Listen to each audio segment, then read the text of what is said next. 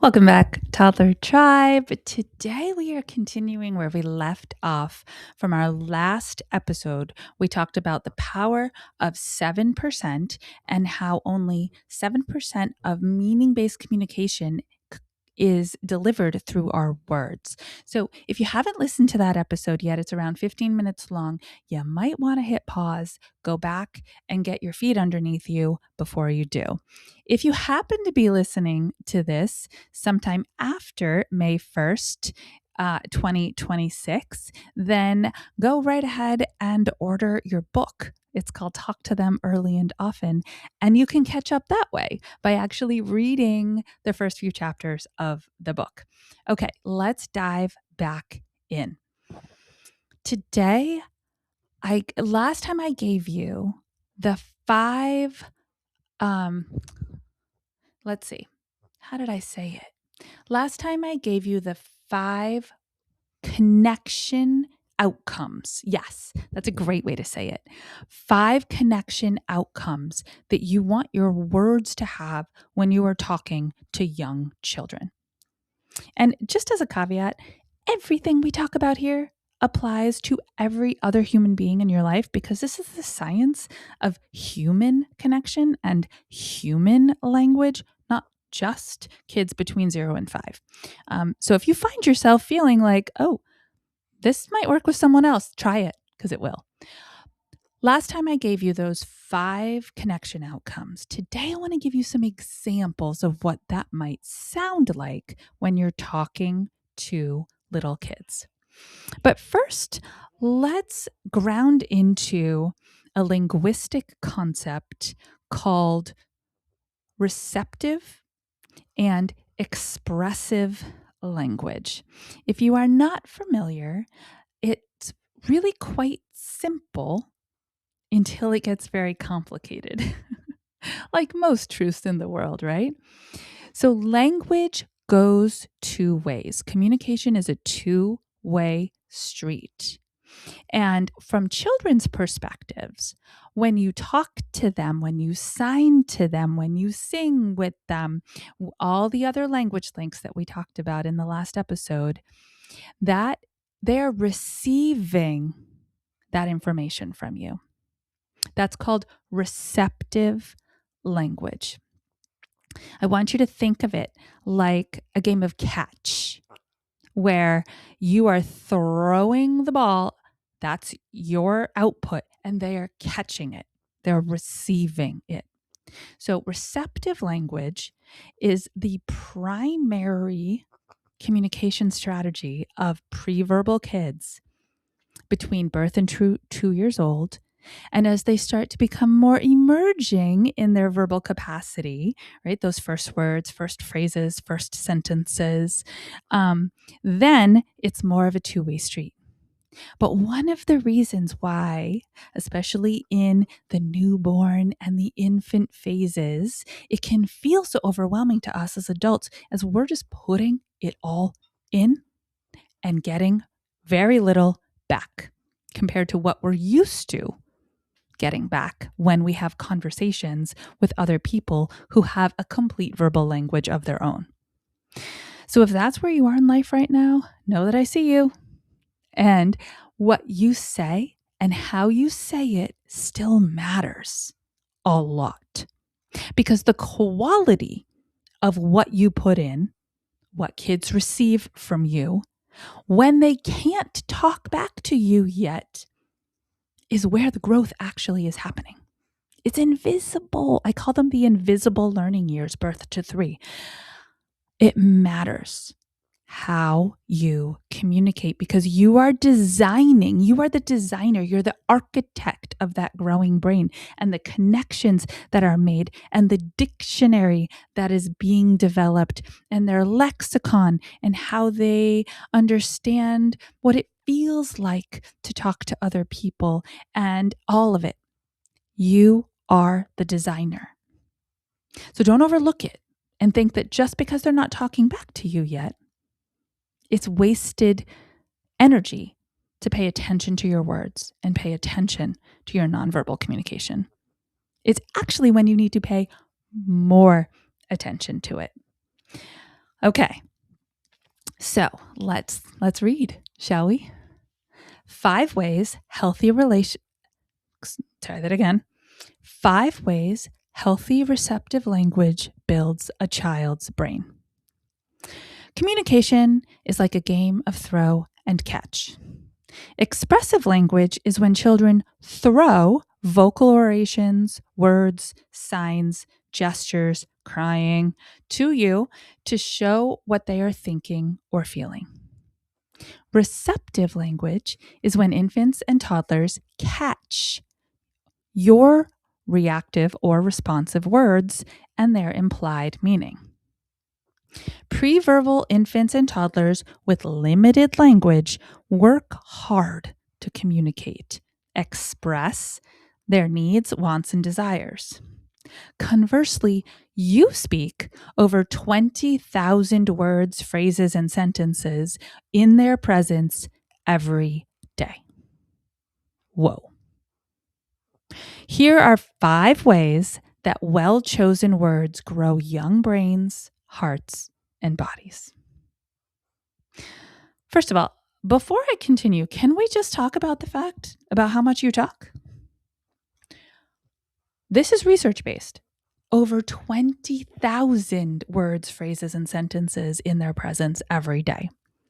And this depends on a number of social factors.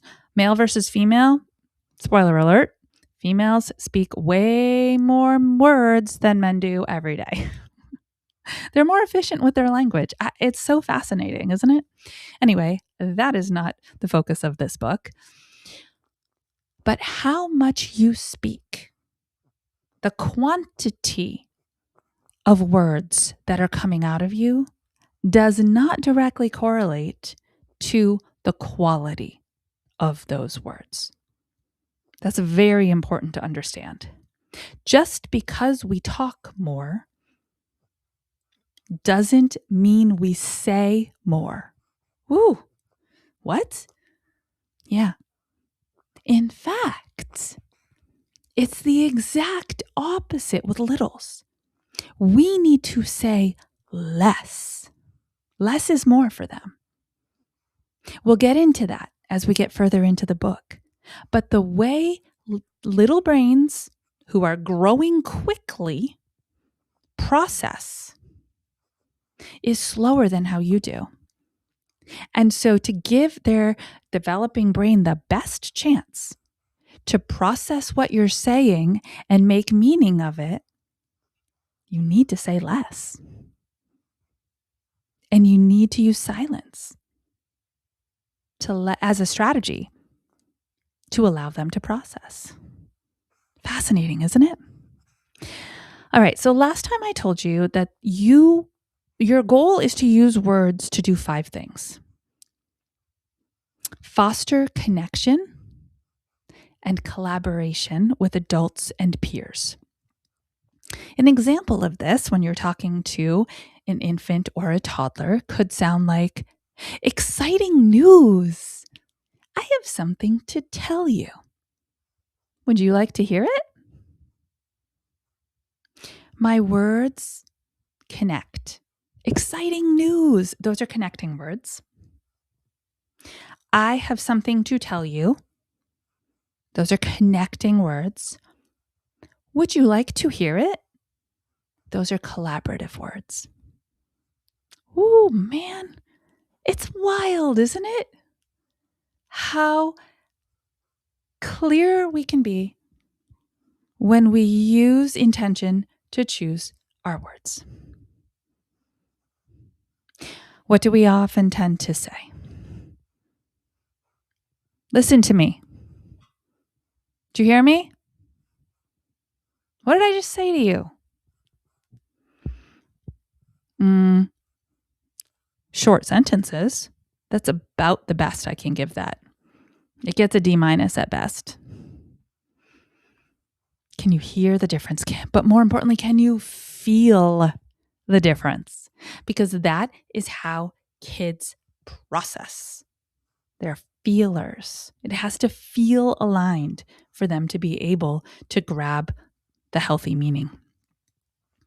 The second thing that I encouraged you to use words to do was to develop a child's sense of self. And the extrapolation of that is their early identity and their motivation to want to try things.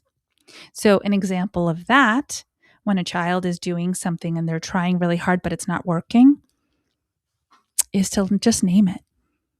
That looks tricky. That's relatable, yeah? You are trying really, really hard. Why is that language that develops a child's sense of self and identity? Because they process and feel, I am trying really, really hard. I'm someone who tries at things. Oh, that's good to know about myself. It's good stuff. The third thing was to use your words to develop emotional awareness and self-regulation skills. If kids could have one bucket of skills, and only one, and they made me choose, this is where it'd be: emotional awareness and self-regulation. When a little one is having a hard minute, call it. This is a hard minute for you. You are upset. I'll wait, and I'm here. How does this sound and feel different than stop crying? Really? You're having another meltdown already? Just stop crying. Okay, I'm done. I'm walking away. I'm just going to leave it with you. I want you to feel it, process it, and then do what we do best here at Core 4 Parenting.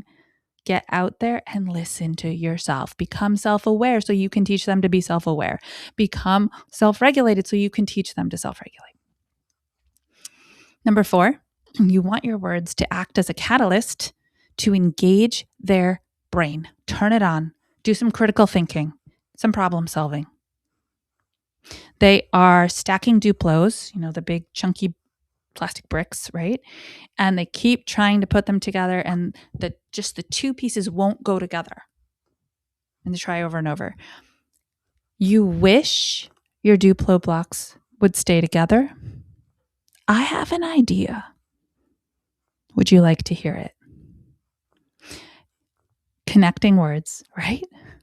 And then you're saying, I maybe have a solution to this problem. You're not jumping in and solving it for them. You didn't take the 2 bricks and just put them together so you could see them calm down and smile. That teaches them that you're going to solve their problems. I have an idea. Would you like to hear it? Those are connected and collaborative conversations that allow you to problem solve together, and they learn how to do it on their own too. And the 5th purpose of our words is to empower early choice making and ownership of natural consequences. And this is where it can get hard for adults, because we want them to make their own choices, but then sometimes we have a really hard time watching them struggle through the consequences of those choices. But my friends, that is where the learning happens. So an example is a little one picks up a ball and throws it. That is a very common activity. Playground activity, inside a classroom activity, even at home. If you have balls in your home, they are going to practice what it feels like to pick it up and throw it. And it hits their friend. They didn't mean it to, but it did. What do we tend to say? Why did you do that? We think their intended meaning was to hurt someone. It wasn't. I promise you, kids are peace and joy and love and nature. They're just curious. They're just exploring their world. Instead of that, we could say, wow, that was unexpected. You chose to throw the ball, and it ended up hitting your friend. Oops. Then go ahead and deal with the emotional outcome. They're going to feel bad. The friend is feeling kind of sad. That is an incredible opportunity. for practicing some interpersonal, emotional regulation skills, some empathy, some compassion, some friend building. I think you can tell there's a lot stacked in this book. And I'm doing this series intentionally because I want you to not get overwhelmed when you crack the pages. I just want you to be able to open it up and say, I have a strong foundation. I have an understanding of lots of what's in here already. And now I'm ready to dive in and do the deeper work. Make sure you got your copy either on the way to you or in your hand. And let's do this work together. I am very excited for you. And I am very impressed for each and every one of you who is saying to yourself, I know I could do this better, and I'm willing to do the work to transform. That's massive. That's massive. You are the 7% of a different category of people. I promise you. Out of 100 people in the world, I'm guessing 7. I'm going to go with 7.